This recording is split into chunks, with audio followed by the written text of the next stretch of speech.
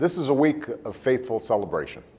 On Monday and Tuesday nights, Jewish families and friends in the United States and around the world gathered for a Seder to commemorate the exodus from Egypt and the triumph of hope and perseverance over injustice and oppression.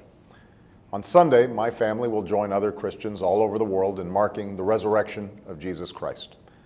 And while we worship in different ways, we also remember the shared spirit of humanity that inhabits us all, Jews and Christians, Muslims and Hindus, believers and non-believers alike. Amid the storm of public debate, with our 24/7 news cycle in a town like Washington that's consumed with the day-to-day, it can sometimes be easy to lose sight of the eternal.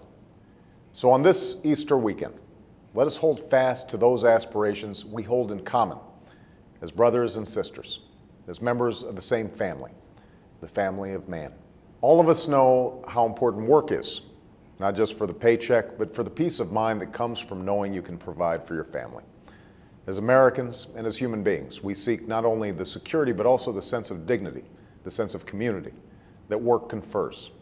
That's why it was heartening news that last month, for the first time in more than 2 years, our economy created a substantial number of jobs instead of losing them.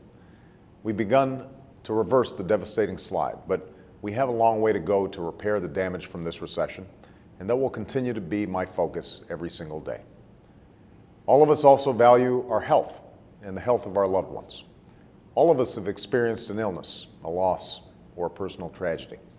All of us know that no matter what we're doing or what else is going on in our lives, if the health of someone we love is endangered, nothing else matters.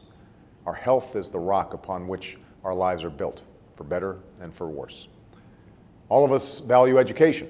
We know that in an economy as competitive as ours, an education is a prerequisite for success. But we also know that ultimately education is about something more, something greater. It's about the ability that lies within each of us to rise above any barrier, no matter how high, to pursue any dream, no matter how big, to fulfill our God-given potential. All of us are striving to make a way in this world, to build a purposeful and fulfilling life in the fleeting time we have here. A dignified life, a healthy life, a life true to its potential, and a life that serves others. These are aspirations that stretch back through the ages, aspirations at the heart of Judaism, at the heart of Christianity, at the heart of all the world's great religions. The rites of Passover and the traditions of Easter have been marked by people in every corner of the planet for thousands of years. They've been marked in times of peace, in times of upheaval, and in times of war. One such wartime service was held on the black sands of Iwo Jima more than 60 years ago. There, in the wake of some of the fiercest fighting in World War II, a chaplain rose to deliver an Easter sermon, consecrating the memory, he said, of American dead, Catholic, Protestant, Jew. Together, he said, they huddled in foxholes or crouched in the bloody sands. Together, they practiced virtue, patriotism, love of country, love of you and me. The chaplain continued, the heritage they have left, the vision of a new world, was made possible by the common bond that united them. Their only hope that this unity will endure. Their only hope that this unity will endure.